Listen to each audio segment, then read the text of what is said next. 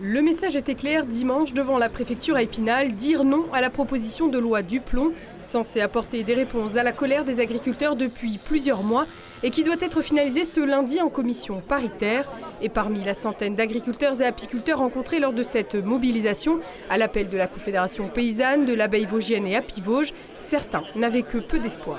La loi, il y a de grandes chances qu'elle passe. Même ici, M. Grémillet qui est suppléant à cette commission. Je ne sais pas trop si on arrivera à le faire changer d'avis et voter contre cette loi.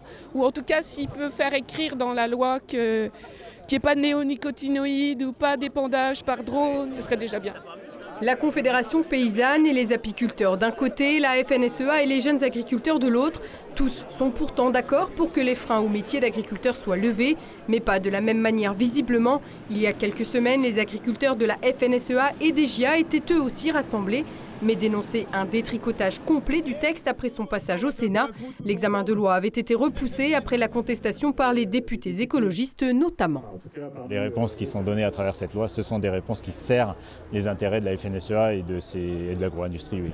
Dans cette loi, il n'y a aucune mesure qui correspond à la rémunération des producteurs. Là, on est vraiment sur de l'assouplissement de normes, quoi. Clairement, c'est une atteinte à l'environnement.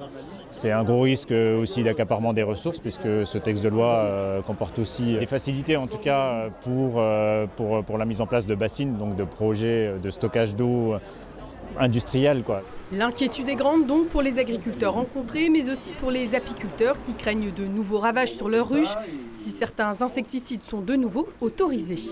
Il y a 15 ans, on avait les ruches qui étaient décimées par les fameux néonicotinoïdes. Là.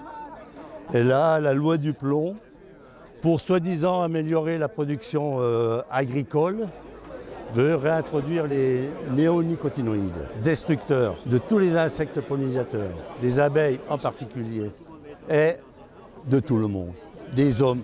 C'est une honte. La voie du consensus paraît bien étroite. À l'heure où nous éditons ce journal, la commission mixte paritaire n'est pas encore terminée. Quoi qu'il en soit, si un accord est trouvé, les conclusions seront soumises à un vote final au Sénat puis à l'Assemblée nationale les 2 et 7 juillet prochains.